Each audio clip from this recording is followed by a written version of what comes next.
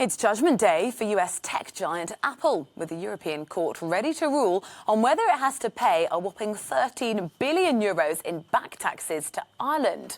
Brussels presented Apple with the bill in 2016, saying tax breaks offered to the company by Irish authorities amounted to illegal state aid.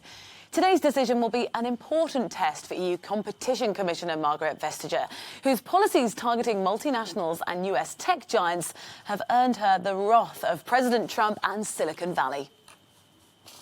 Our correspondent Shona Murray is following the story for us from Brussels. Morning to you, Shona. So it's a big test for the Competition Commissioner today. Just tell us what's at stake and what will the court be looking at when they're looking at the arguments from both sides? Well, this is indeed a landmark case. It's very consequential, Rosie, not just because, of course, the figures involve €13 billion plus interest, but also, as you mentioned there, Vestager has been really pursuing multinationals who engage in excessive tax avoidance policies. But the case is from 2016, when the Commission investigated Ireland for allegedly giving Apple two tax sweetheart deals in 1991 and 2003, which the Commission say was illegal under EU state aid rules, because it says that any company operating in a jurisdiction has to be subject to the same tax policy. The second part of this investigation relates to Apple's sort of behaviour across Europe.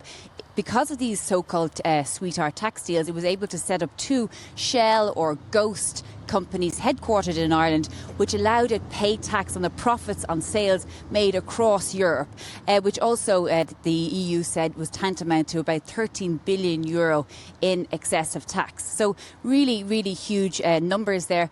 Also, the Commission said that during this period, Apple paid a tax rate of 0.0005%, which is actually incredibly low. Now, huge at stake here for Ireland, for example. It's contesting the ruling in 2016. It obviously needs to defend its country against allegations that it's a tax haven. It also says that those rulings from 1991 and 2003 are no longer in existence.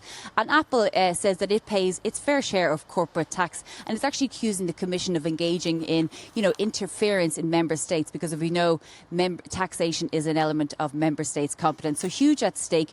I should also say the ruling is due at 11 o'clock this morning, but I think undoubtedly, because this is in the court of the General Court, it can be appealed to the European Court of Justice, and whoever loses today is likely to do that. Rosie? Shona, thank you very much. Our correspondent there in Brussels.